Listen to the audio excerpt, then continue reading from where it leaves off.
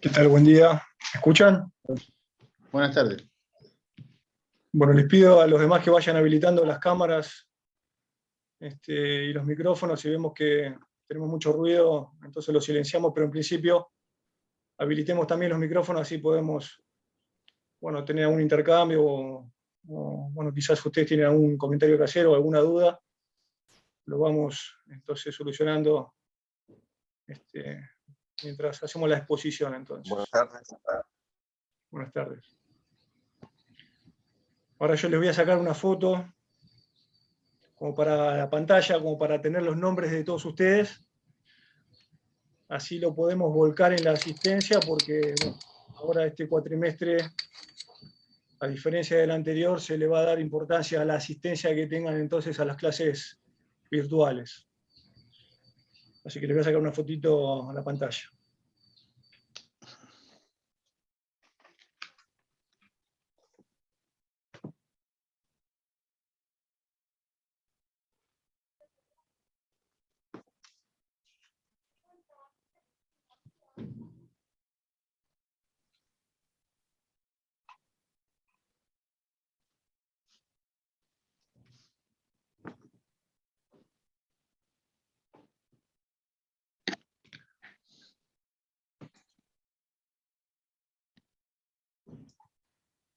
Ahora después al final entonces de la clase voy a sacar nuevamente fotos como para corroborar de que estén todos presentes, y la asistencia, para que tengan presente, van a tener que estar en las dos, tanto al principio como al final, ¿no?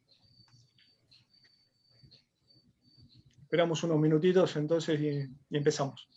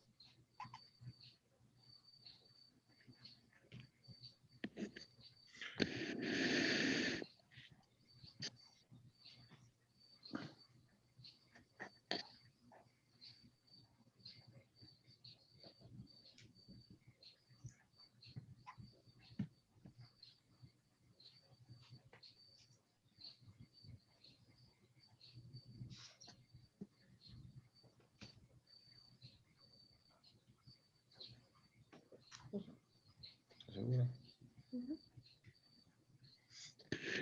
Bueno, antes que nada, y antes que me olvide, el doctor Vicente me pidió que les diga que el lunes a las 8:15 van a tener una clase con él, y me pidió que le pase el ID y el código de acceso. Anótenlo, por favor. Entonces, el ID para la clase del lunes 29 a las 20:15 horas, clase entonces que lo van a tener con el doctor Vicente. El ID es 787-5093-8735. Y el código de acceso es comisión 3, comisión con mayúscula inicial. Así que bueno, hoy vamos a... Disculpe, ¿3 con número o 3 con letras? Un número. Gracias. Bien, hoy vamos a tener la clase que no tuvimos ayer. Ayer por un problema técnico, un problema de sistema, no pudimos dar la clase, así que bueno, hoy vamos a ver los puntos 1 y 2 de la bolilla 3. Ustedes en el campus virtual tienen un material a la vista, son unas filminas que sirven como guía de estudio, y además hay 2 clases grabadas del doctor Martínez, que también los va a ayudar entonces con estos temas. Así que bueno, yo voy a dar el tema, cualquier inconveniente que tengan, cualquier cosa que quieran repasar, tienen el material entonces en la página. Así que bueno, ya metiéndonos en lo que es el punto 1, estamos en unas bolillas iniciales. Con lo que ustedes han visto hasta ahora, yo creo que ya están en condiciones de saber, aunque sea de manera genérica, lo que es un concurso preventivo, el objetivo de un concurso preventivo, que en definitiva es que vengan todos los acreedores a un proceso, justamente para que el deudor pueda negociar con esos acreedores y de alguna manera ponerse de acuerdo en una modalidad de pago, ¿no? A diferencia, entonces, más que nada lo que se busca es una negociación con los acreedores, ¿no? Con una consecuencia importante, que es que ante la frustración del procedimiento concursal puede derivar entonces en un procedimiento de quiebra, que a diferencia del concurso, el procedimiento de quiebra tiene un corte eminentemente liquidativo. Lo que se busca es directamente, de manera inmediata, liquidarle los bienes al deudor, para que del producido, del dinero que se obtenga de la liquidación de los bienes del deudor, se puedan cobrar los acreedores. Entonces tenemos un concurso preventivo que se busca una negociación, un procedimiento de quiebra. Disculpe, doctor. Sí. Perdón, doctor. Yo estaba en la clase, pero no sé por qué estaba deshabilitado el audio y creo que ya había tomado lista. Estaba desde el principio, pero no lo escuchaba hablar y se ve que lo tenía en silencio. Me acaba de avisar una amiga por eso. Pero lo empecé a escuchar cuando ya no estaba tomando lista. Pero estoy en el principio. Si te parece, al final de la clase vuelvo a sacar una foto como para que me quede todos los presentes. Yo ya anoto tu nombre como para dejar constancia de que estabas en el inicio también. Sí, yo Profe, estaba. Sí, a mí me pasó gracias. lo mismo, yo entré el 14 y tengo un inconveniente, digamos. Bien, Lucía Beca, ¿y quién más me está hablando? Sebastián Sabatini. Y Mauro Alessio. Nicolás Echeverry también me pasó lo mismo. No sabía que habían tomado lista. Doctor, a mí también me pasó lo mismo. Bueno, entonces vamos a hacer una cosa. Voy a tomar, entonces nos quedamos con la foto del final. La voy a pasar como que todos los que estén al final estaban entonces en un inicio. Así que, bueno, lo dejamos. Disculpe, doctor, pasa que tenemos justo internacional público, antes entramos sobre la hora. Entramos siempre 14 y 15 acá, pues terminamos tarde con él. No hay problema. Por eso digo, al final de la clase voy a sacar una foto como para dejar constancia de quiénes son los presentes y paso la asistencia con los que estén al final. ¿Están de acuerdo? Bien. Bárbaro. Seguimos, entonces dijimos que nos ubicamos en el punto 1, una idea del concurso ya la tienen, una idea de lo que es el procedimiento de quiebra ya lo tienen. También es importante distinguir lo que es el proceso concursal de una litis individual. Acá ustedes deben entender el concepto de litis como que es como sinónimo de conflicto, ¿no? La litis es un conflicto. Entonces, ante la existencia de un conflicto, la ley le da la posibilidad a los sujetos que forman parte de ese conflicto de solucionarlo a través de un procedimiento individual, una parte contra la otra, y entonces se llama o se dice que en ese caso existe una litis individual, un conflicto individual entre dos o más sujetos de manera bifronte. A diferencia de lo que es el trámite de concurso preventivo, donde existe lo que se denomina una litis individual.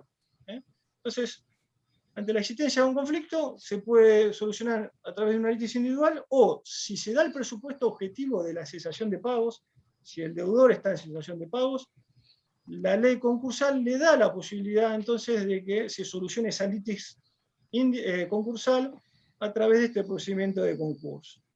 Se dice que es una litis concursal porque acá entran a jugar los intereses de variados intervinientes. Ya no estamos discutiendo los intereses existentes entre un deudor y uno o más acreedores, sino que cuando estamos en un trámite de concurso hay múltiples sujetos que se pueden ver afectados, por ejemplo, los trabajadores del deudor concursado, por ejemplo, los cocontratantes que tenga el deudor, por ejemplo, el fisco, etc. O sea, hay un sinnúmero de sujetos que se pueden ver afectados por el concurso preventivo, incluso cuando no sean acreedores.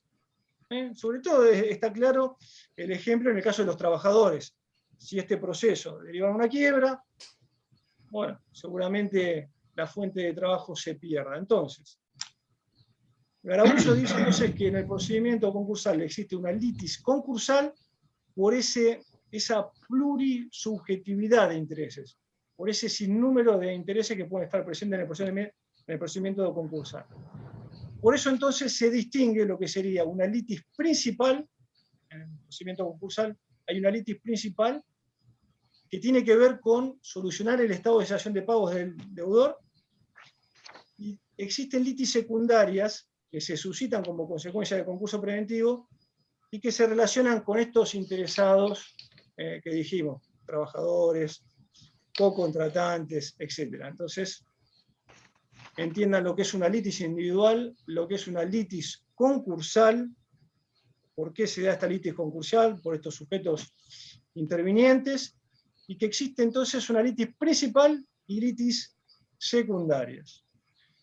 Ahora bien, esta herramienta que nos da el legislador para solucionar un estado de exención de pagos es un procedimiento complejo. Profe, Sí. perdón, yo hay algo que no entiendo. Dentro del concurso hay una litis principal y una litis secundarias. Esa es la parte que no entiendo. La litis No sé a qué se principal, refiere. el conflicto principal sería solucionar el estado de cesación de pagos del deudor. Eso es lo que la cátedra identifica como litis o conflicto principal. Y después puede haber conflictos secundarios o litis secundarias que pueden ser, bueno, los conflictos que se susciten durante el desarrollo del proceso con los trabajadores, con otros sujetos, por ejemplo, co-contratantes del deudor, es decir, con otros sujetos que pueden verse afectados por el trámite de concurso. ¿Se entiende? Bien. Entonces dijimos que esto es un procedimiento complejo que está regulado no solo por normas de forma, es decir, la ley concursal no solo regula el procedimiento de concurso preventivo, sino que prevé diversas normas sustanciales o de fondo. Si ustedes analizan el articulado, entonces van a ver que cuando se abre un proceso concursal se generan múltiples efectos en el concursado. Por ejemplo, hay efectos sobre su persona, incluso y por supuesto sobre sus bienes.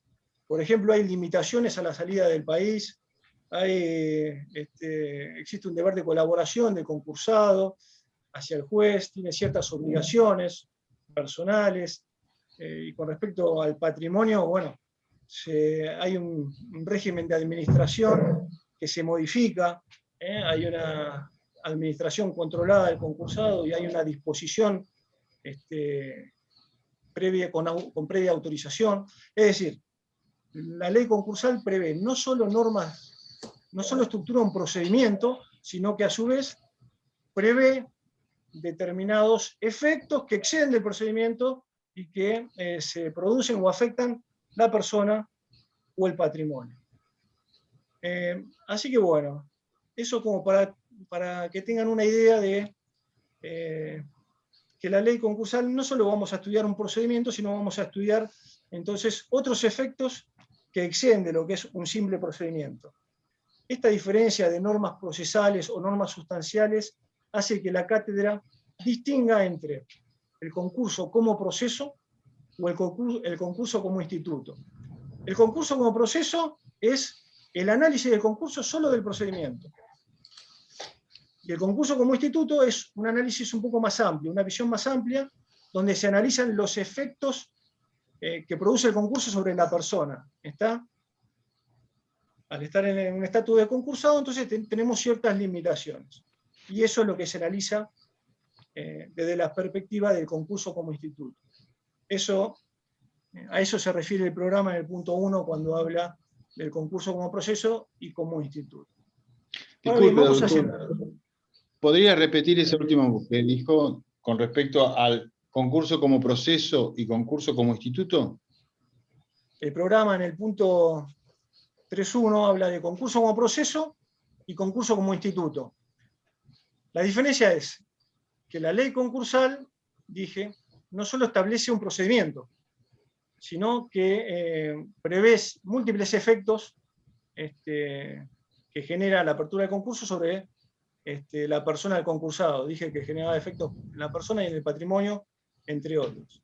Entonces, el concurso como instituto es analizar el concurso simplemente como un procedimiento. Ver los diferentes pasos procesales que prevé la ley hasta llegar a un final exitoso. El concurso como instituto es un análisis un poquito más amplio, y es un análisis que incluye todos estos efectos ajenos al procedimiento y que afectan a la persona concursada. ¿Está? Estos efectos que afectan a la persona concursada pueden ser efectos personales, o por ejemplo, existen efectos patrimoniales. Efectos personales, limitaciones, ciertas limitaciones, por ejemplo, salida del país, y un ejemplo de efectos sobre el patrimonio es el régimen de administración, que es un régimen controlado y limitado. ¿Está claro? Sí, gracias. Bien, entonces ahora en esta clase nos vamos a centrar solamente en el concurso como proceso. ¿Tá?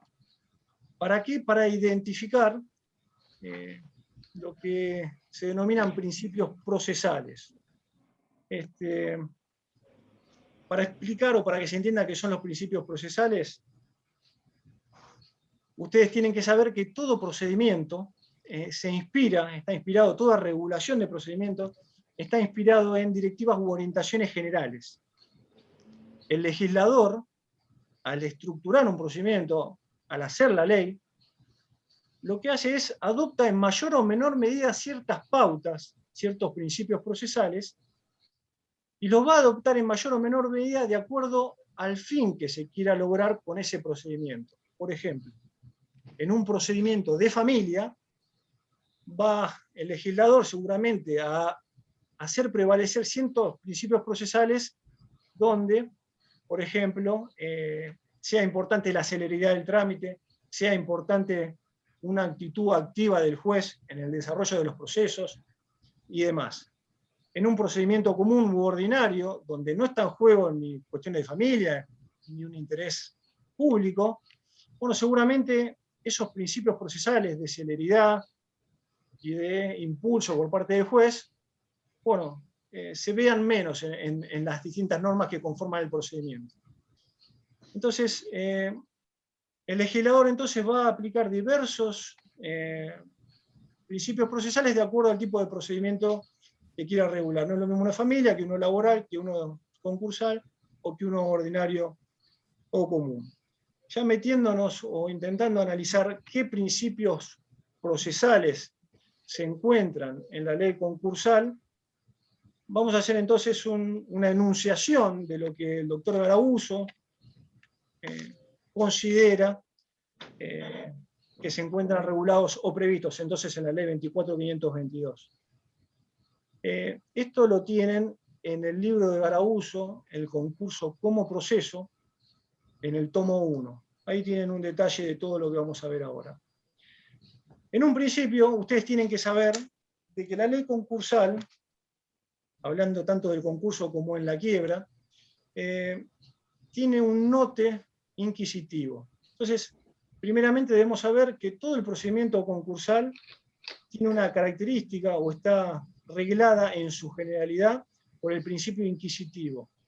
Este principio inquisitivo, ¿qué es? Que el impulso y la investigación y el desarrollo del proceso va a recaer en el juez, en primer lugar. ¿Tá? Es el juez, en carácter de director del proceso, y también el síndico, quien va a colaborar con el juez, quienes tienen a su cargo el desarrollo del proceso y buscar que se cumplan los plazos que prevé la ley.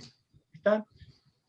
A diferencia de esto, existen ciertos momentos procesales donde se admite o donde el legislador ha reconocido o le ha dado prevalencia al principio dispositivo.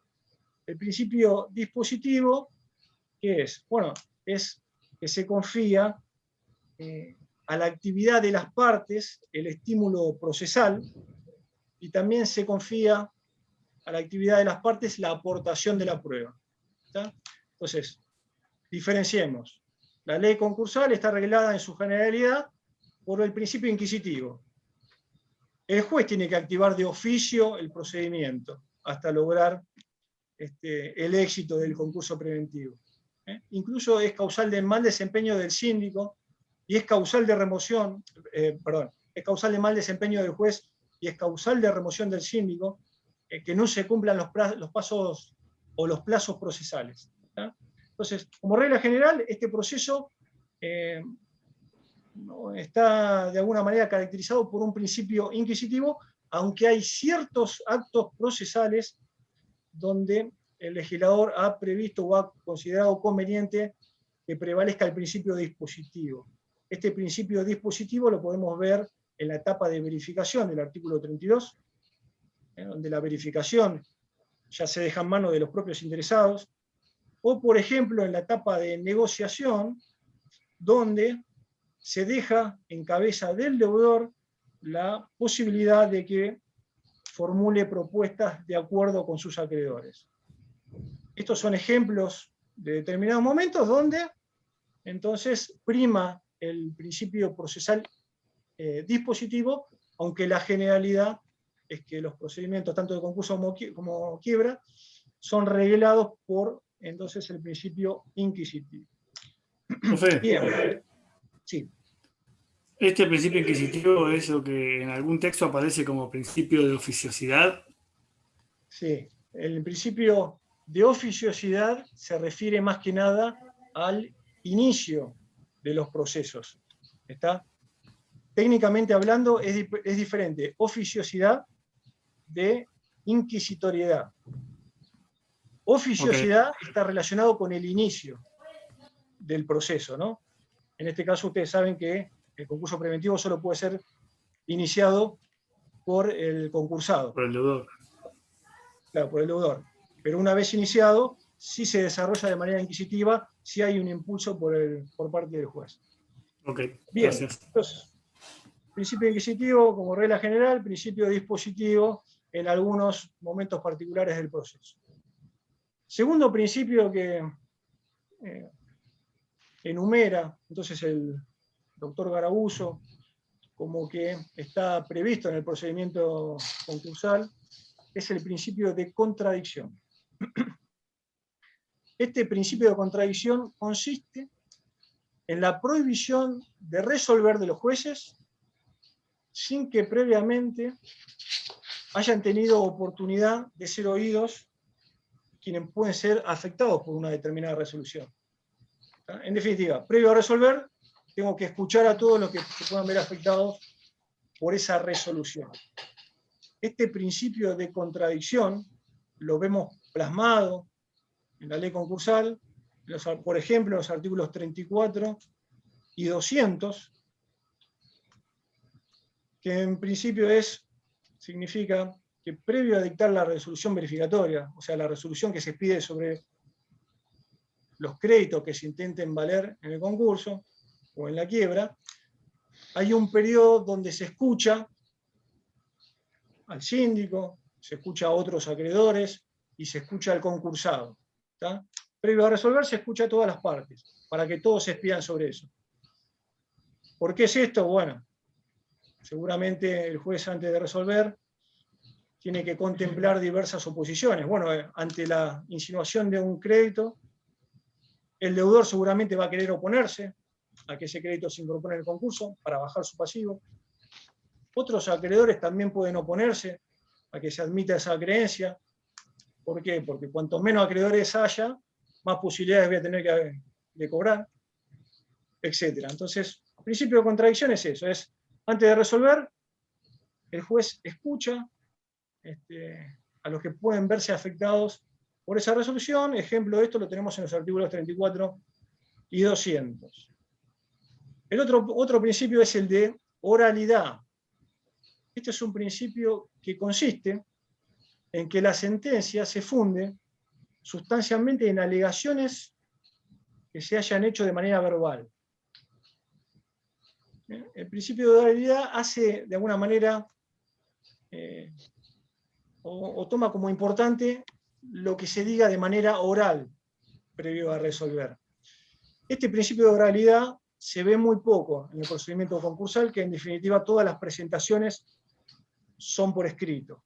Solamente hay escasos momentos donde este principio de oralidad está de alguna manera receptado en la ley, y un ejemplo es la audiencia informativa, prevista en el artículo 45, una audiencia que se celebra en un trámite incidental, artículo 282, entre otros pocos supuestos. Yo le digo algunos ejemplos nada más, a medida que vayamos viendo la totalidad del procedimiento en el curso del cuatrimestre, ustedes van a ir entendiendo cuáles son estos supuestos. Entonces, el principio de oralidad es importante que la sentencia se funde en algo que se haya de alguna manera manifestado de manera verbal. En principio es muy acotado en el procedimiento concursal, que se caracteriza por ser escrito. El principio de publicidad. Esto implica que los actos procesales deben ser conocidos incluso por quienes no participan en el proceso. Debe darse a conocer los actos procesales que se desarrollan en el proceso. Este principio de publicidad lo vemos en la regulación concursal, en la ley 24.522, por ejemplo, en los artículos 27 y 28, donde se regula que la apertura del concurso debe publicarse por edicto para que pueda ser conocido por terceros. La vemos también en la publicación del artículo 59, que es la publicación del acuerdo, cuando se homologa un acuerdo que haya llegado al deudor con sus acreedores, etc. Entonces, el principio de publicidad está presente en el concurso preventivo y en la quiebra, y ejemplos son estos que hemos dicho. Otro principio es el de En concentración. el auto de apertura del concurso, ¿también está este principio? En el auto de apertura del concurso lo que hace el juez es ordenar la publicación edictal. Ah, En el artículo 14, uno de los incisos, dispone que el juez ordena la publicación edictal. Entonces, ahí está de alguna manera reconocido, y la publicación en sí la tienen en los artículos 27 y 28, que ahí habla de los edictos y del contenido de los edictos. Así que bueno, otro de los principios es el de concentración, el principio de concentración que se caracteriza por reunir los actos procesales, tratar de reunir lo más posible los actos procesales para eliminar trámites innecesarios. Lo podemos ver en los artículos 286, en el artículo 282, después vayan y vean esos supuestos, pero sobre todo se ve en el fuero de atracción, en la suspensión de las acciones y en la erradicación de las acciones ante el juez de concurso. Ustedes van a ver que cuando se inicia un concurso, en principio todos los procesos seguidos contra el concursado, individuales, se van a suspender y se van a erradicar ante el juez del concurso. Eso como principio general. Entonces, se concentran todos esos trámites ante el mismo juez que entienda en el concurso. Eso tiene muchas excepciones, pero bueno, esto lo van a tener entonces en el artículo 21, lo que es la suspensión y el foro de atracción, ya lo van a ver más adelante.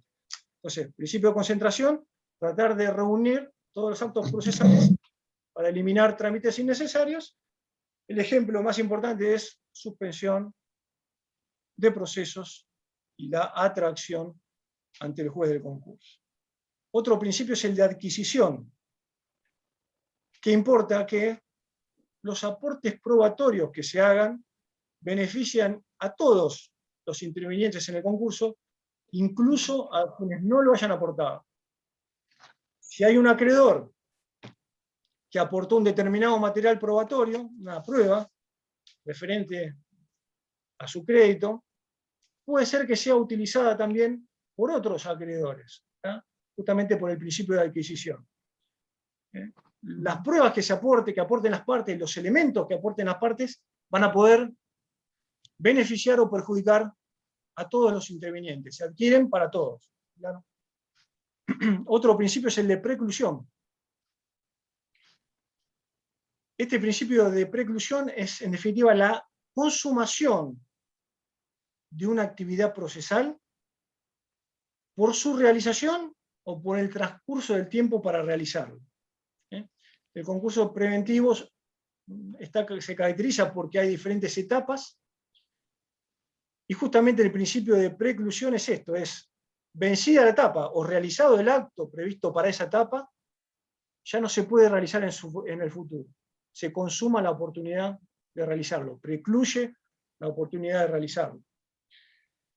Este principio de preclusión lo vemos, por ejemplo, en las diversas etapas que se prevén en los artículos 280, 281 y 282. Estos artículos regulan lo que son un trámite incidental, y donde se ve claramente que hay plazos para realizar los actos, presentar la demanda, contestar la demanda, etc. Y si no se cumplen esos actos en esos plazos, bueno, se precluye la oportunidad de hacerlo en el futuro. Entonces, hay ciertos ejemplos en la ley concursal donde se incluye, o donde el legislador ha previsto este principio de preclusión, pero hay otros momentos del procedimiento donde este principio de preclusión no se respeta. Por ejemplo, en el caso de las verificaciones de los acreedores. Cuando el juez abre el concurso, fija una fecha hasta la cual los acreedores pueden hacer valer sus créditos, pueden insinuarse, pueden verificar en el concurso. Pero bueno, no hay preclusión, porque si no se hace en ese plazo que dijo el juez, tienen otra vía tardía de hacer valer esas acreencias. Sería el incidente de verificación tardía que ya van a ver después. Entonces, principio de preclusión está previsto en algunos momentos de la ley de concurso, por ejemplo, los que yo he mencionado, artículos 280 y siguientes, aunque hay otras etapas procesales donde la preclusión no se respeta, donde el legislador ha permitido que ciertos actos se cumplan aún vencido el plazo para realizar. Bien, otro principio es el de inmediación.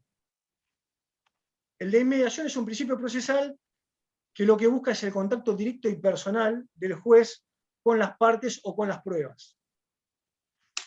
Este principio de inmediación lo tenemos receptado en la ley concursal en supuestos, por ejemplo, reglados en los artículos 17, 102 y 274. Por ejemplo, el juez tiene la facultad de hacer comparecer al concursado o al fallido a que venga a la sede del juzgado a brindar explicaciones. Justamente ¿para qué? Para tener un contacto personal del juez con las partes. Estos son ejemplos, entonces, estos artículos, ejemplos de diversas situaciones donde el legislador receptó este principio de inmediación. Otro principio es el de liberalidad. El doctor Garauso menciona este principio en el libro.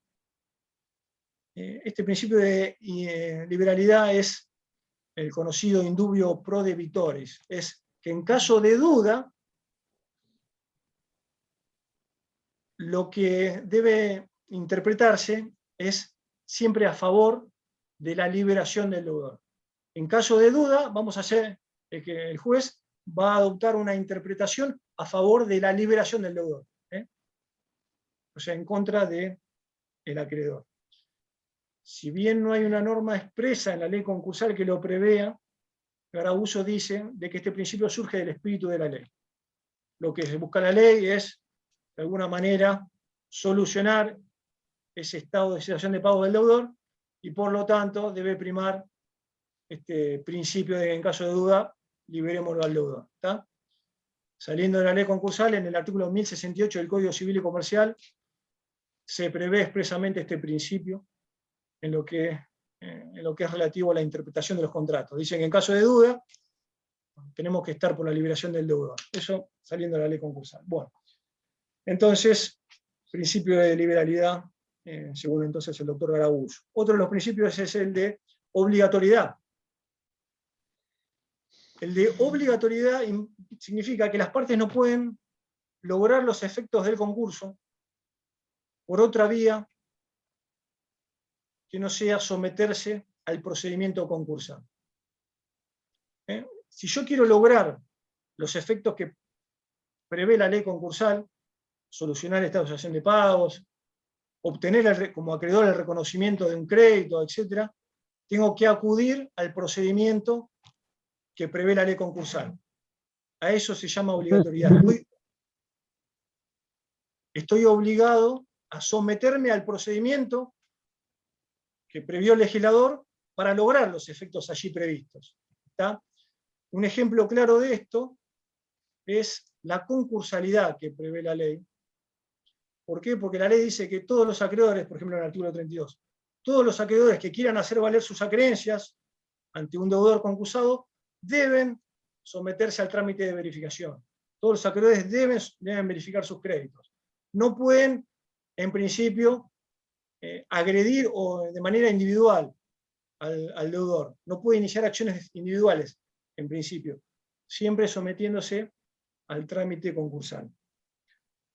Entonces, la ley concursal recepta este principio de obligatoriedad, aunque una excepción a esto es el régimen de arbitraje. En ciertos supuestos, la ley concursal admite que, por ejemplo, un acreedor no se someta al trámite de concurso preventivo, no venga a verificar su crédito en el concurso, sino que lo solucione ante un tribunal arbitral. Pero eso es una excepción al principio general de obligatoriedad. Esto del arbitraje ya lo van a ver en detalle. ¿Está claro? ¿Alguno tenía alguna duda respecto a esto? Bien, vamos a ver los últimos dos, que son el de celeridad procesal y el de economía procesal. El de celeridad procesal importa la reducción de los plazos. O sea, lo que busca es normas que tiendan a reducir los plazos. Bueno, un ejemplo de esto lo tienen en el artículo 217, donde se establece que las liquidaciones, la venta de los bienes en la quiebra, se debe hacer en un plazo máximo de 4 meses. Entonces, la ley recepta también este principio de celeridad procesal, y uno de los ejemplos, entonces, está en el plazo para liquidar los bienes en la quiebra. Por último, el principio de economía procesal que enuncia Garauso se refiere a hacer más sencillo el trámite. Economía procesal en el sentido de buscar a través del procedimiento acotar los trámites como para hacerlo más económico, como para que no se generen más honorarios. Y esto se puede ver en el artículo 278. Analícenlo después el artículo 278. En principio, el artículo 278 lo que hace es integrar las normas del procedimiento concursal con los códigos o con las normas de procedimientos locales. Lo que dice es, tenemos un procedimiento concursal reglado por la ley concursal, pero si hay alguna situación de procedimiento que no esté reglada expresamente por una norma de la ley de concurso, bueno, se va a aplicar supletoriamente los códigos de procedimiento locales, siempre y cuando la aplicación de esa norma local no afecte la celeridad y economía del trámite. ¿Tá? Simplemente es un ejemplo de cómo el legislador ha receptado entonces este principio de economía procesal. Veo que están todos los micrófonos silenciados. Si hay alguno que quiera hacer alguna consulta, habilítelo personalmente. Bueno, con eso hemos terminado este tema de los principios procesales. La verdad que... Celeridad y economía procesal es prácticamente lo mismo. Sí, son similares, pero la celeridad procesal lo que busca es que los plazos sean cortos, ¿tá? Mientras que la economía procesal es, de alguna manera, se refiere a hacer más sencillo el trámite. No a que un plazo sea corto, sino a un trámite sencillo. ¿Está claro? A que haya quizás pocas etapas en el proceso. ¿Está claro la diferencia? Una cosa Sí, es... sí, es mínima, pero está claro. Sí, es confuso.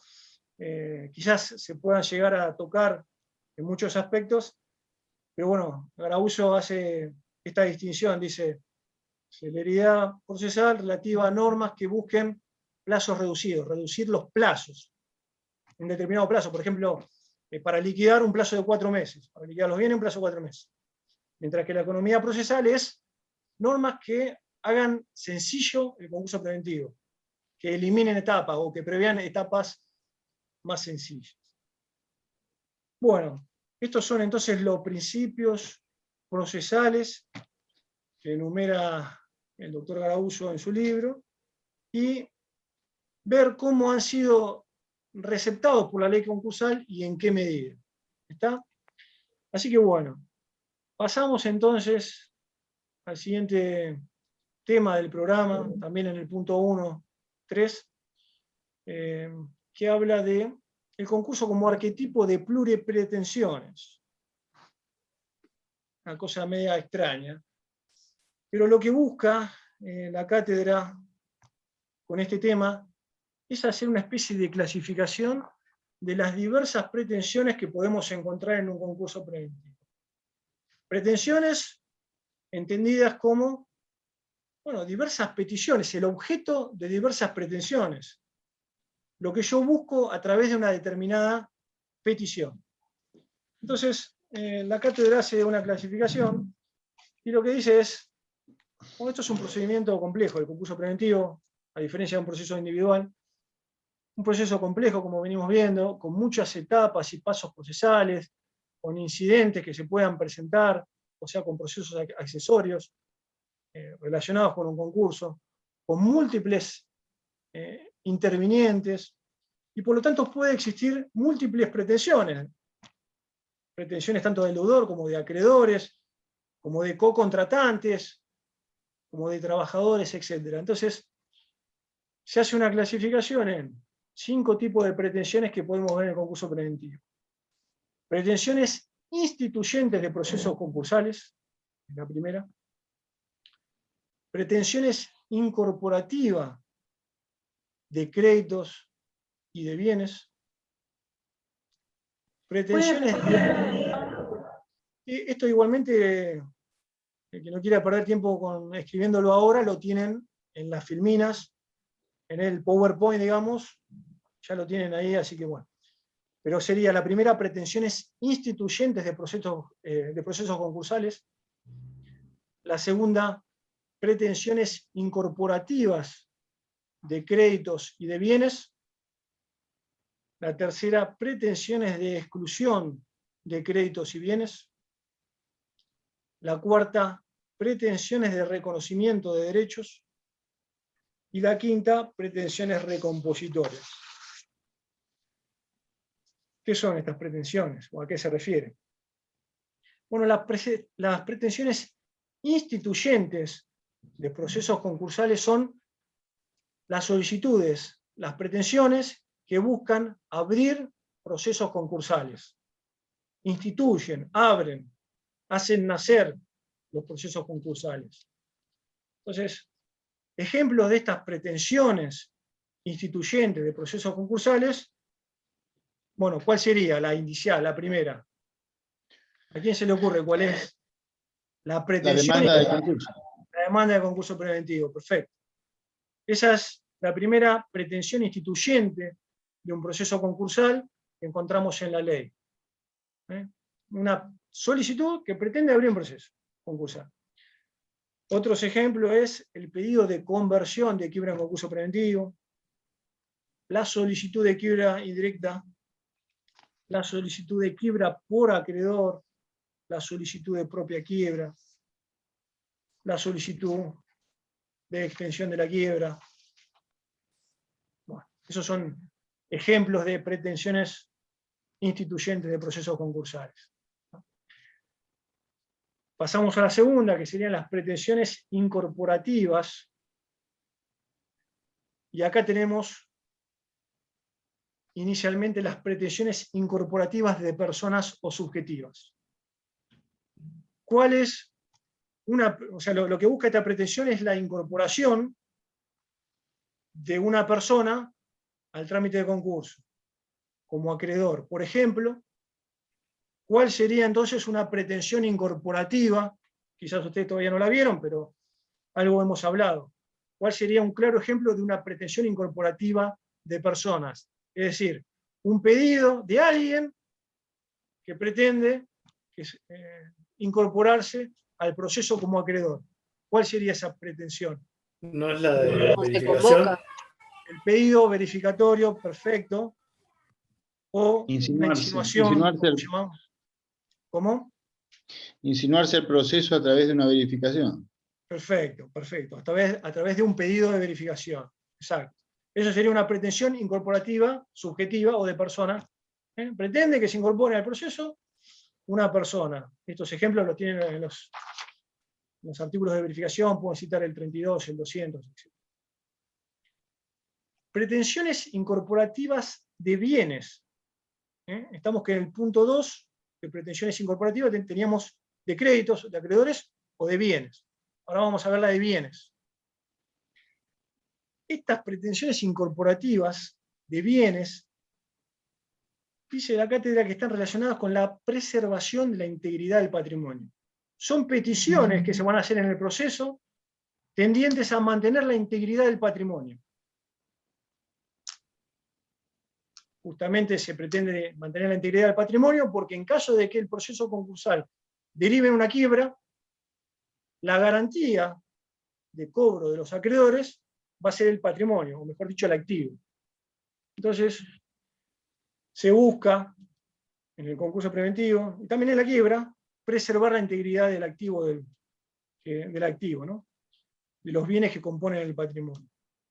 Y estas peticiones pueden estar relacionadas, por ejemplo, con la incautación de los bienes en la quiebra, es decir, la aprehensión material de los bienes, o en el trámite de concurso preventivo se ve, por ejemplo, en peticiones relacionadas con el régimen de administración de los bienes. Puede haber peticiones relativas a que el concursado no pueda disponer de un bien determinado, no pueda venderlo, justamente para mantener la integridad del patrimonio. Entonces, en el concurso preventivo se pueden dar estas pretensiones incorporativas de bienes, entonces, en el entendimiento de que son peticiones o solicitudes relativas a mantener la integridad del patrimonio. ¿Está claro? Bien, entonces, esas son las dos pretensiones incorporativas, de personas o de créditos, y de bienes. Bien, luego tenemos como tercera clasificación las pretensiones de exclusión de créditos y bienes. Bueno, vamos a comenzar con la de exclusión de créditos. Bueno, un ejemplo de esto sería algo que yo mencioné hace unos minutos, que es que cuando un acreedor se presenta a verificar, insinúa una creencia, se le da la posibilidad, tanto al deudor como a otros acreedores, de que observen o impugnen ese pedido verificatorio para que el juez lo rechace, justamente para tener menos acreedores, beneficia a todos, ¿no? Entonces, esto sería un ejemplo de una pretensión de exclusión de créditos. Yo me presento y observo un pedido verificatorio justamente para que ese crédito o ese pretenso crédito sea excluido. Esto es un claro ejemplo que lo vemos en el periodo de observación de los créditos en la etapa de verificatorio. Bien, eso sería entonces la pretensión de exclusión de créditos. ¿Y cuáles son las pretensiones de exclusión de bienes? Bueno, ahí la ley concursal prevé ciertas peticiones que se pueden realizar para excluir bienes del activo concursal o falencial.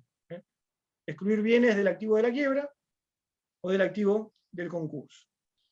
Un ejemplo de esto sería, por ejemplo, imagínense en un procedimiento de quiebra donde inmediatamente se van a liquidar todos los bienes que tenga el deudor en su poder. Imagínense que ese deudor tenga en su poder un bien que ha sido prestado, lo recibió como un préstamo de un tercero. Bueno, la ley concursal, a partir de los artículos 138 y 188, prevé la posibilidad de que ese tercero se presente en la quiebra y acredite que ese bien le pertenece al tercero, ¿no? Y pida la exclusión de lo que sería la masa liquidable. ¿Tá? Entonces, ese sería un claro ejemplo de una pretensión de exclusión de un bien del patrimonio del concursado o del activo concursal o de la quiebra. ¿Sí? Doctor, aquí también ingresarían los bienes dados, pero no a título oneroso, sino los bienes dados sin intención de transmitir el dominio. Eso es justamente lo que estoy diciendo. Ese es el supuesto previsto en los artículos 138 y 188. Cuando un tercero le da al fallido un determinado bien sin la intención de transmitirle el dominio. Otro ejemplo claro es, imagínense que el fallido es locatario de una máquina. Bueno, yo en el marco de la quiebra, si el tercero viene y dice, no, el dueño soy yo soy el locador, bueno, es evidente que no lo voy a liquidar porque no pertenece al deudor fallido, ¿está claro? Lo tiene el fallido por un título no destinado a transmitir el dominio a favor del fallido, ¿está claro? En este caso, por un contrato de locación. Eso es un ejemplo de una pretensión de exclusión de bienes del activo concursal o falencial. Otro ejemplo interesante lo tienen en la posibilidad de que se excluya de la liquidación en la quiebra de inmuebles que hayan sido adquiridos por boleto de compraventa. Ustedes piensen que si el fallido vendió un inmueble de su propiedad a favor de un tercero a través de un boleto de compraventa, no celebró la escritura traslativa de dominio y por lo tanto no se inscribió en el registro esa operación de venta, ¿qué derecho tiene ese tercero que compró por boleto, que quizás pagó todo el precio, pero no escribió a su nombre el bien? ¿Lo puede excluir del marco de la quiebra o del concurso? ¿O ese bien que fue vendido por boleto lo puedo vender en el marco de la quiebra? Bueno, la ley concursal prevé que en determinados supuestos ese adquirente por boleto puede presentarse en el concurso y pedir que se excluya el bien de la liquidación en la quiebra. La ley exige que haya pagado al menos el 25% del valor de venta, que sea de buena fe, etc. Ya lo van a ver después, pero es otro ejemplo de una pretensión de exclusión de un bien del activo concursal o falencia. Bueno, esos son ejemplos, aunque hay otros. Entonces, hemos visto pretensiones de exclusión de créditos. Perdón, una consulta. Sí. En la clase que subieron grabada también hablaron que podría haber pretensiones excluyentes, pero de personas, con la acción de dolo, no me acuerdo otra, creo que de fraude también, eran ese tipo de acciones. ¿Puede ser? Sí. Ahora me faltan algunas y ahora lo vamos a decir. Ah, porque ella los incluyó en ese concepto, por eso. Claro, cuando yo hablo de exclusión de créditos, estamos hablando de personas, ¿no? Yo hablaba de créditos como sujetos, como acreedores, ¿no? Eso es a lo que se refiere las pretensiones de exclusión de personas, de exclusión de crédito. El acreedor como persona, ¿no?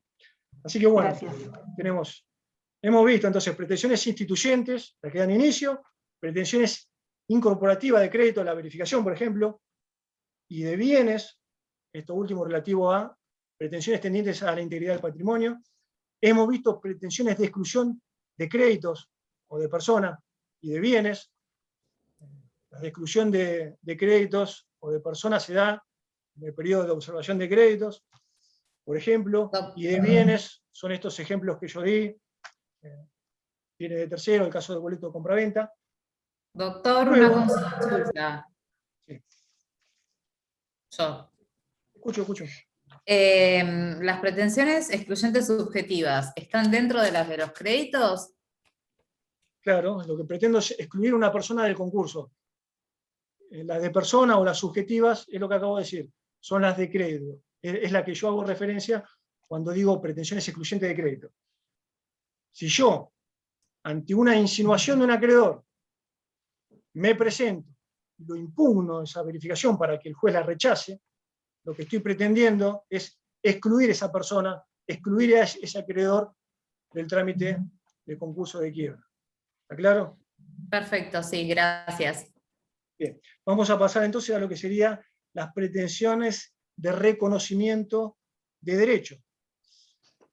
Que estos son pretensiones donde lo que se pretende es que se reconozca un determinado derecho, pero no un crédito. O sea, son pretensiones que no persiguen la admisión como acreedor, sino lo que se pretende es simplemente que se reconozca un derecho. No que me incorporen como acreedor, sino simplemente que se me reconozca un derecho. Un claro ejemplo de esto lo tenemos en el artículo 144, donde el co-contratante del concursado, un concursado fallido, imagínense, quebrado, que tiene un contrato de distribución con un tercero. Bueno, ese tercero podría pedir la resolución del contrato por la quiebra. En el caso de la distribución, dejémoslo de lado, otro contrato.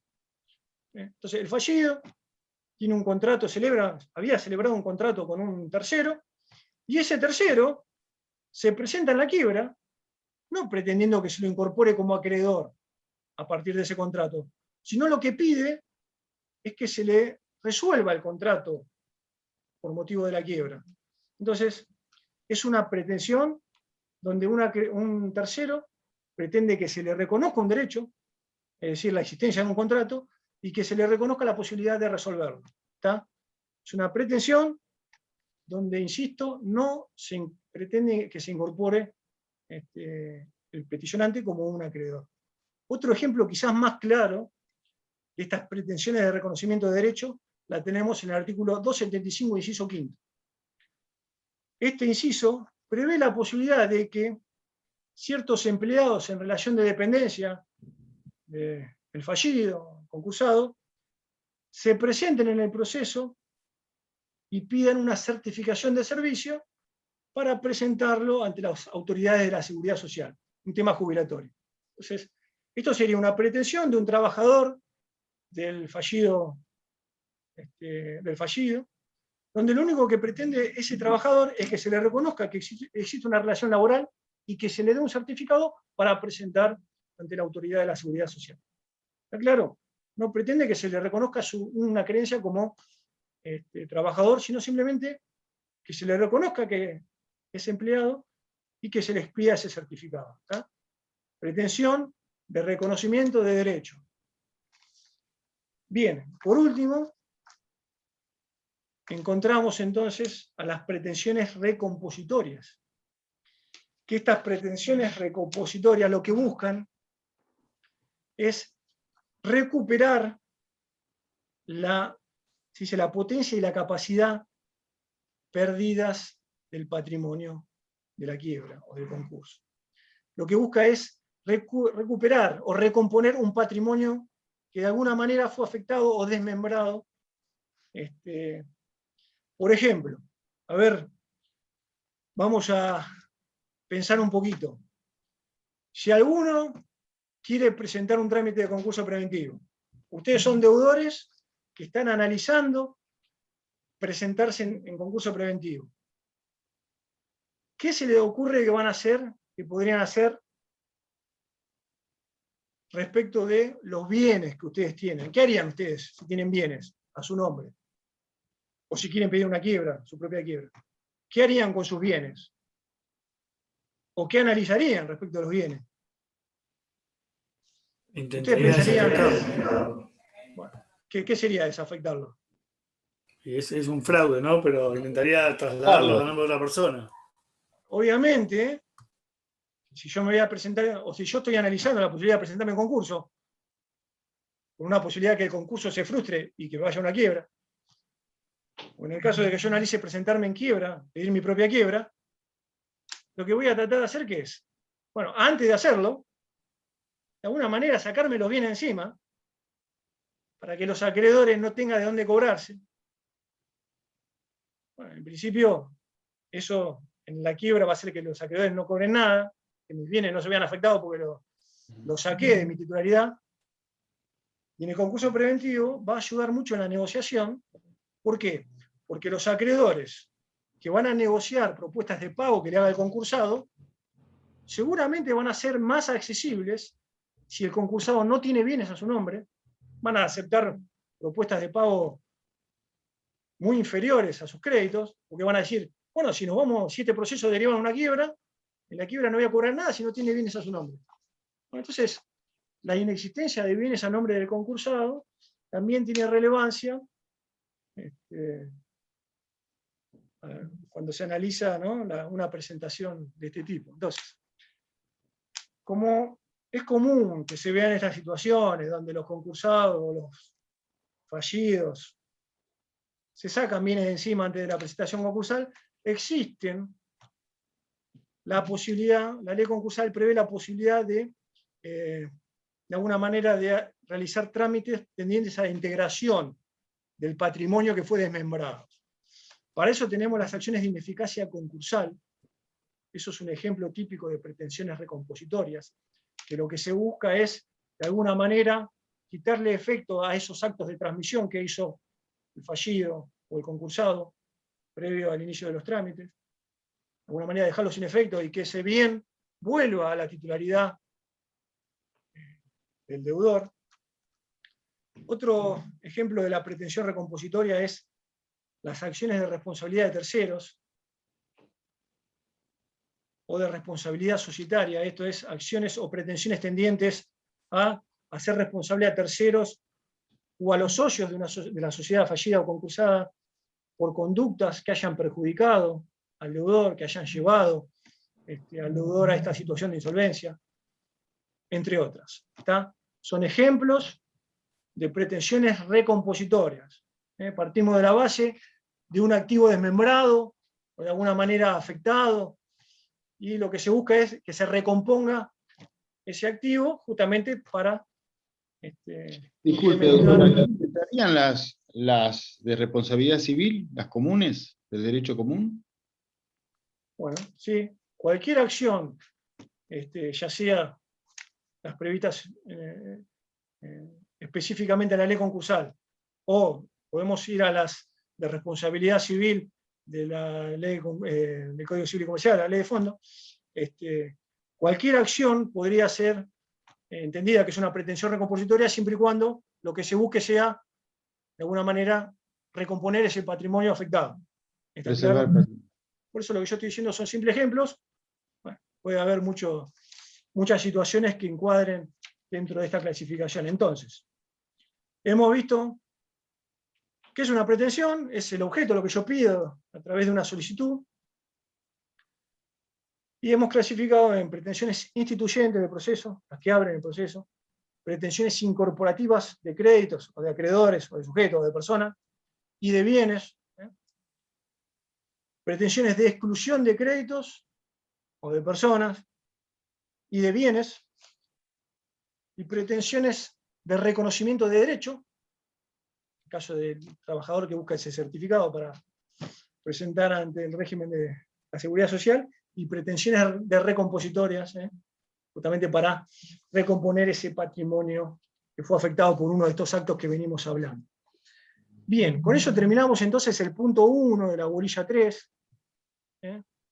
Hemos visto el concurso como proceso y el concurso como instituto, esa visión más amplia. Hemos visto que es una litis concursal, haciendo hincapié en que intervienen múltiples sujetos, múltiples intereses.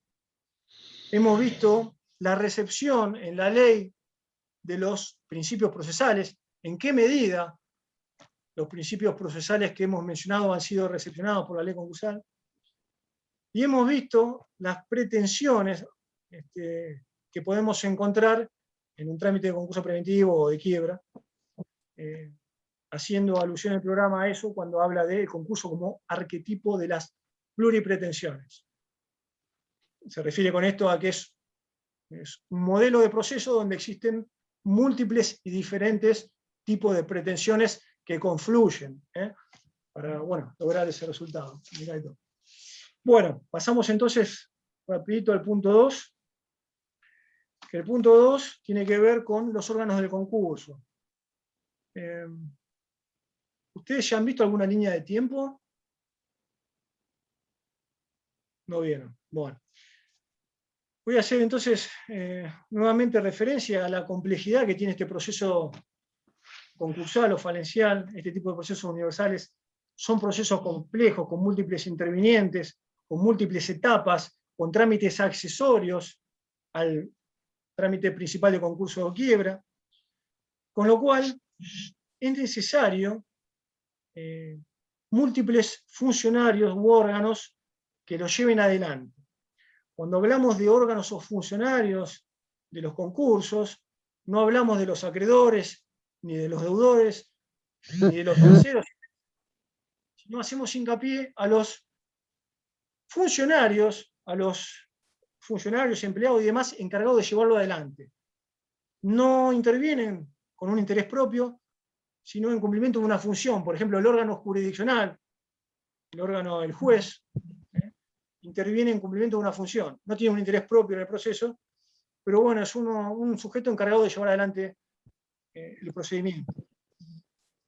Entonces, dentro de estos múltiples funcionarios u órganos encargados de llevar adelante el procedimiento, tenemos que la cátedra hace una distinción entre lo que serían los órganos o los funcionarios necesarios del concurso preventivo y lo que son los funcionarios eventuales. La distinción entre los necesarios o los eventuales es que los necesarios siempre van a estar en todo proceso concursal o falencial. Y estos necesarios son el órgano jurisdiccional, juez, secretario, el órgano jurisdiccional, y la sindicatura. En todo proceso de concurso de quiebra, vamos a ver que hay un juez que lo resuelve, un secretario del juzgado que lo lleva adelante el proceso, y una sindicatura, que es un contador o un estudio contable, que va a colaborar con el juez en el desarrollo del proceso. Entonces, órganos necesarios, sería el órgano jurisdiccional y la sindicatura, y los eventuales tenemos muchos. Por ejemplo, el Ministerio Público. El Ministerio Público puede actuar en el procedimiento concursal o no.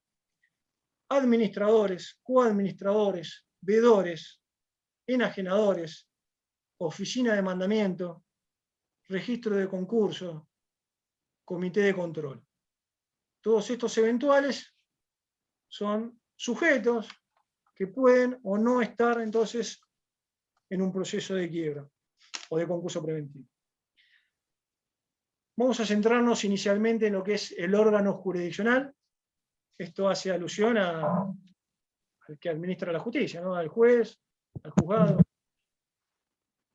Y para esto, ustedes deben saber de que el artículo 12 de la Ley 48, la ley nacional, bueno, viejísima, que le da competencia, establece la competencia de la justicia ordinaria para entender en los trámites de concurso de quiebra. Si ustedes se preguntan qué jueces intervienen en un trámite de concurso de quiebra, bueno, son los jueces de la justicia ordinaria, la justicia provincial comercial. En nuestro caso, en la provincia de Buenos Aires, lo que se va a encargar, los juzgados que se van a encargar de llevar adelante los concursos y las quiebras son los juzgados civiles y comerciales. En Capital hay juzgados específicamente comerciales, y son ellos en Capital los que van a llevar adelante estos procesos. En la provincia, como van a ser entonces los jueces competentes, los jueces civiles y comerciales. ¿Está? Entonces, órgano jurisdiccional, justicia ordinaria. Y esta justicia ordinaria entonces está conformada por el juez, por el secretario, que son los dos funcionarios de la Administración de Justicia que vamos a ver ahora. Centrándonos en la función del juez, debemos saber de que el juez, en un procedimiento concursal o falencial, tiene funciones, o la ley le asigna funciones tanto jurisdiccionales como administrativas relacionadas con el concurso. Jurisdiccionales, vemos que por ejemplo va a tener funciones de investigación, de impulso del proceso, va a tener facultades y deberes correccionales, es decir, de aplicar alguna sanción disciplinaria, y discrecionales, en el sentido de que va a tener facultades de decisión. Va a ser el juez quien va a decidir los conflictos, las incidencias y demás. Esas son las facultades jurisdiccionales que tiene este órgano necesario. Y las facultades administrativas que prevé la ley, por ejemplo, dice que el juez de primera instancia va a ser quien va a sortear o a desinsacular un síndico. Eso es algo administrativo. Sortear un síndico, hacer un sorteo, designar entonces por sorteo un colaborador, es una función administrativa. También va a designar a los enajenadores en la quiebra, es decir, sujetos que van a encargarse de la venta de los bienes que conforman el activo falencial. Bueno, esos son ejemplos de funciones administrativas. ¿Tá? Entonces, órgano jurisdiccional, como órgano necesario del concurso preventivo. Primeramente es el juez el que conforma ese órgano jurisdiccional, que tiene funciones jurisdiccionales y administrativas, que hemos visto. A su vez, corresponde distinguir lo que sería el juez de primera instancia, encargado de llevar adelante el trámite, del juez de cámara. Bueno, los jueces de cámara van a intervenir también en funciones jurisdiccionales o administrativas. Las funciones jurisdiccionales van a ser en principio que van a resolver las materias que sean apeladas. Va a resolver las cuestiones que sean materia de recurso de apelación. Cuando algo sea apelable, los jueces de segunda instancia de la Cámara van a resolver. Esa es una función jurisdiccional de los jueces de primera instancia. Otro supuesto de función jurisdiccional tienen el 272, bueno, un ejemplo más. Y a su vez, entonces, los jueces de segunda instancia también tienen funciones administrativas, porque son quienes llevan la lista de contadores que van a ser luego designados como síndicos. También lleva adelante la lista de los evaluadores. La Cámara lleva las listas y en primera instancia es el que hace el sorteo o la designación. Entonces, la Cámara, se considera que la Cámara, en lo que es llevar esas listas, también cumple funciones administrativas. Entonces, el juez, primera instancia, encargado del trámite; segunda instancia, encargado en principio de las apelaciones que se puedan conceder; y en ambos casos cumplen funciones tanto jurisdiccionales como administrativas. Por último, dentro del órgano jurisdiccional tenemos los jueces de corte, que van a intervenir solamente cuando algunas cuestiones sean susceptibles de ser recurridas a través de recursos extraordinarios. Bueno, entonces 3 niveles de intervención de este órgano necesario del juez: primera instancia, segunda instancia o Cámara de Apelaciones, tercera instancia o corte o recurso extraordinario. Dentro de lo que sería el órgano jurisdiccional también tenemos al secretario del juzgado. Bueno, el secretario del juzgado tiene funciones específicamente previstas en la ley concursal. Por ejemplo, artículo 14, inciso 5, dice la ley concursal que el secretario tiene que poner nota en los libros contables. En el artículo 225, la ley dice que el secretario del juzgado va a certificar unas firmas en un trámite, bueno, relacionado con la quiebra. Dice específicamente en el artículo 43 que va a llevar adelante la audiencia informativa, bueno, etc. Es decir, el secretario tiene funciones específicas previstas en la ley concursal, y a su vez tiene funciones genéricas previstas en el Código de Procedimiento Local, en el artículo 38. Entonces, si nos preguntamos qué funciones tiene el secretario en el concurso preventivo, tenemos que ir a las específicas reguladas en la ley de concurso, y debe integrarse también con la genérica que prevé el Código de Procedimiento Local, donde en el artículo 38 dice de manera genérica de que puede firmar unas providencias simples, puede agregar oficio, dar vista de liquidaciones, etc.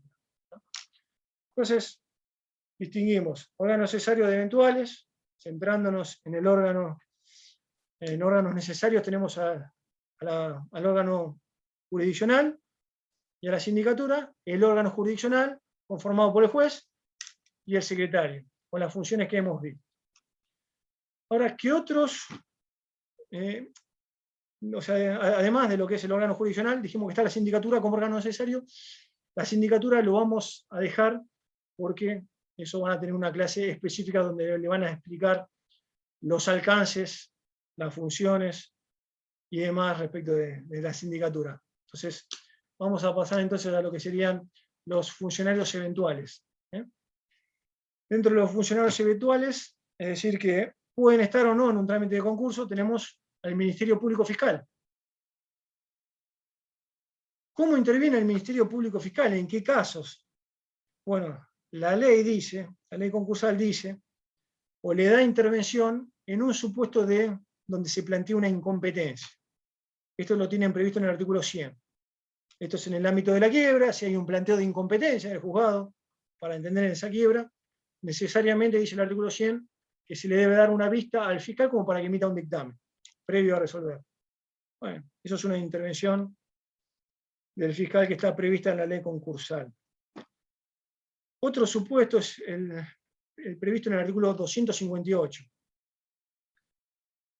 Bueno, después léanlo, es otro supuesto de intervención del fiscal o del Ministerio Público Fiscal en primera instancia. Y en segunda instancia, el artículo 276 dice que el Ministerio Público Fiscal va a ser parte, es decir, se le debe dar intervención, se lo debe escuchar en ciertos planteos. Por ejemplo, el supuesto del artículo 51. Es una incidencia donde previo a resolver, el juez le tiene que dar vista al Ministerio Público Fiscal.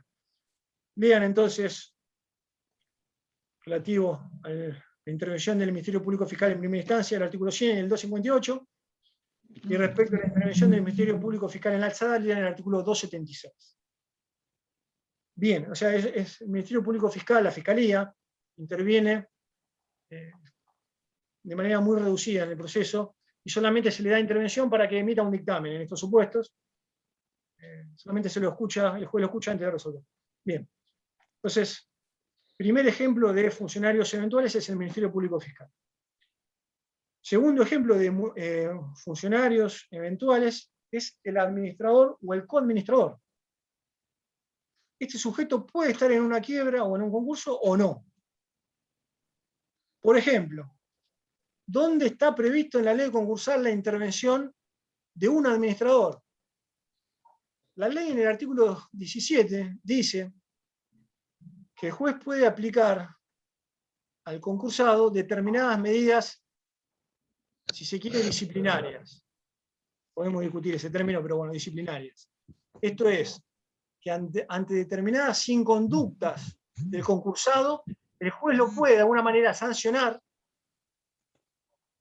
nombrándole un administrador y excluyéndolo a él de la administración de sus bienes, o una medida menos importante como sería nombrarle un coadministrador, es decir, una persona que administre conjuntamente con el concursado. Por ejemplo, si el concursado, que tiene un régimen de administración restringido y vigilado, comete algún acto que viola ese régimen de administración, por ejemplo, vende un bien que conforma al activo, el juez lo puede sancionar excluyéndolo de la administración.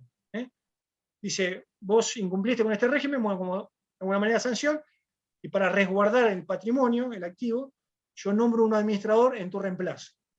Entonces, ahí va, en determinados supuestos específicos, va a intervenir este funcionario eventual que es el administrador, o en su caso el coadministrador, por esta medida menos gravosa que es, bueno, no te excluyo de la administración y nombro a otro, sino que nombro a otro administrador para que administre conjuntamente con vos.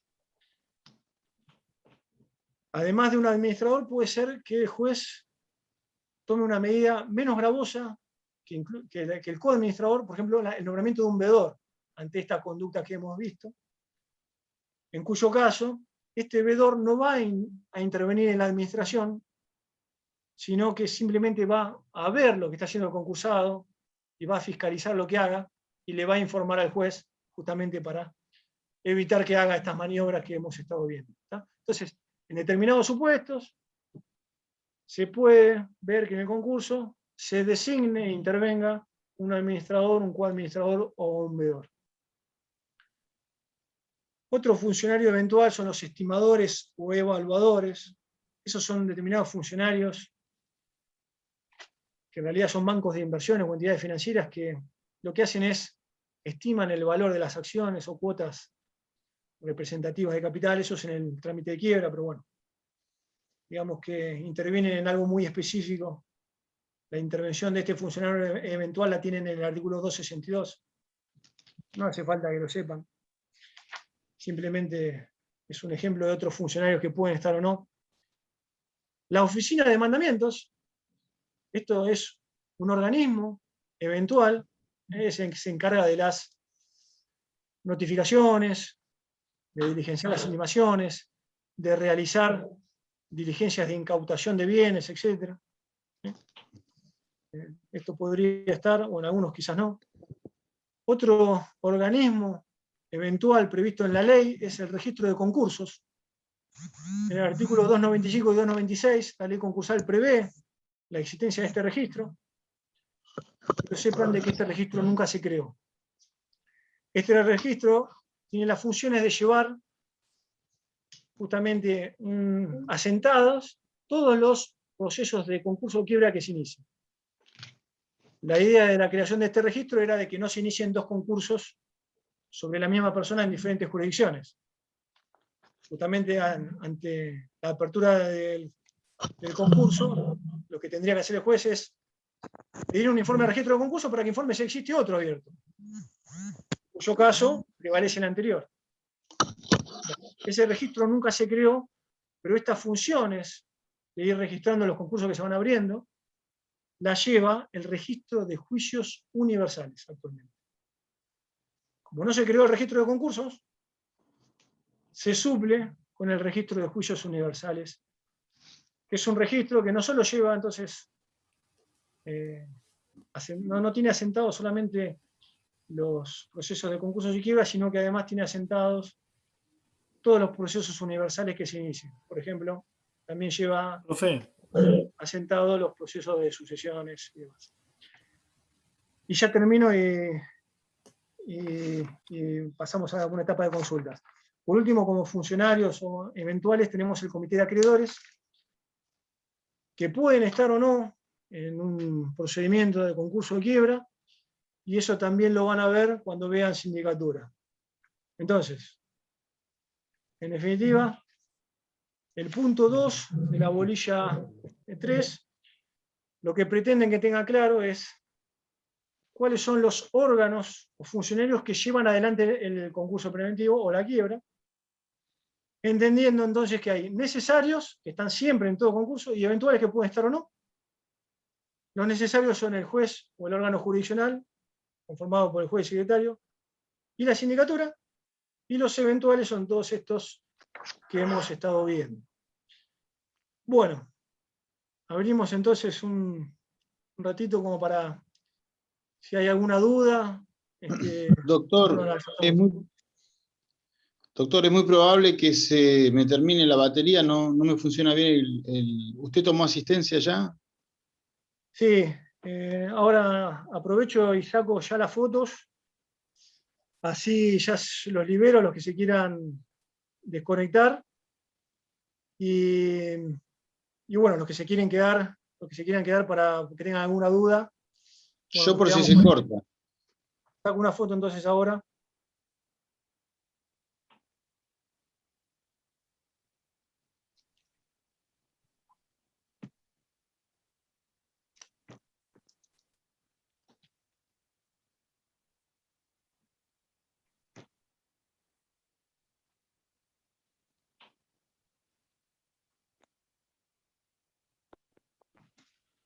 Se podrían haber peinado algunos, che. Pero bueno. Bueno, ya los que se quieran desconectar, ya lo pueden hacer. Yo ya tengo los registros como para pasar las asistencias. Y bueno, si tienen alguna duda, los escucho.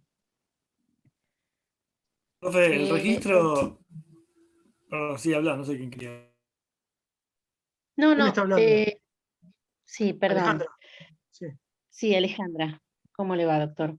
Yo me quedé preocupada porque el trabajo número 2 de la materia decía que el límite de tiempo era hasta el día 23, no decía horarios. Entonces yo termino de estudiar, ingreso para hacer el trabajo a las 22 y monedas, y me dice que cerró a las 21. Mandé mensajes, mandé mails al doctor Garaguso, mandé consultas dentro del foro, nadie me respondió, y sé que en otra comisión tenía establecida la misma fecha, y sin embargo pudieron rendir más tarde que esa hora, e incluso al otro día. Bien, entonces, ¿me dijiste qué número de trabajo es? ¿El 2? 2. Bueno, déjame que yo lo voy a hablar personalmente.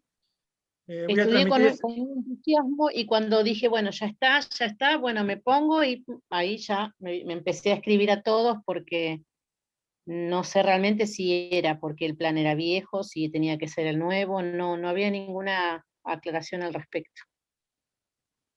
Bueno, yo esto me ocupo personalmente de transmitirlo, y bueno, vemos a ver qué me dice el doctor Garaguso. Igualmente en las cursadas anteriores se permitió entregar los trabajos incluso fuera de tiempo, así que no vas a tener problema con eso. Lo vamos a solucionar, no te preocupes, yo me ocupo. Bueno, muchas gracias. Además porque, bueno, me había entusiasmado bastante, incluso para tener un buen rendimiento, pero bueno, me frustró eso. No, quédate tranquila que yo lo hablo, después, bueno, vamos a depender de lo que decía el doctor Garaguso, pero ya te digo, no creo que tengas problema con esto. Bueno, gracias, doctor. Muy clara la clase. Bueno, muchas gracias. ¿Alguna duda? Profe, el registro de juicios universales, ¿es ¿Quién me está hablando? a nivel nacional o es por provincia? Yo, Sebastián Sabatini, no sé si me ve ahí por algún lado. Lo que crea la ley concursal en el artículo 295 y 296 es un registro nacional. No, pero no me refiero a eso. Ese registro no se creó. ¿Sí? El registro de juicios universales Es nacional. es a nivel provincial. No, es nacional. Imagínate que el lío que tendríamos si no, de que tendríamos la posibilidad de que un concursado inicie un concurso preventivo en otra provincia. Justamente lo que buscamos es eso, que a nivel nacional estemos seguros de que este sujeto no tiene otro proceso universal vigente. Concurso. Bien. ¿Alguna otra duda?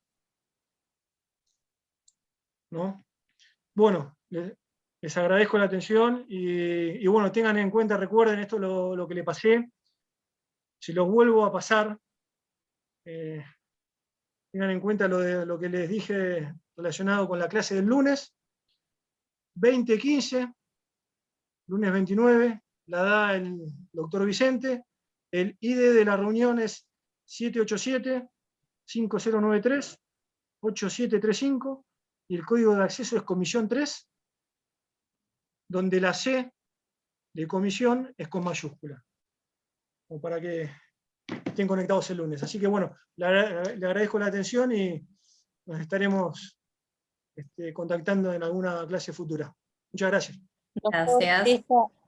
¿El número de identificación se va a publicar en el foro o en algún grupo o lo puede volver a repetir?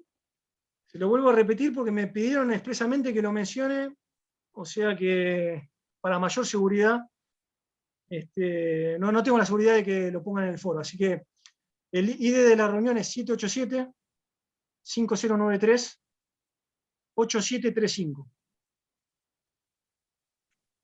Bien. Bueno, muchas gracias. Buenas noches. Buenas noches.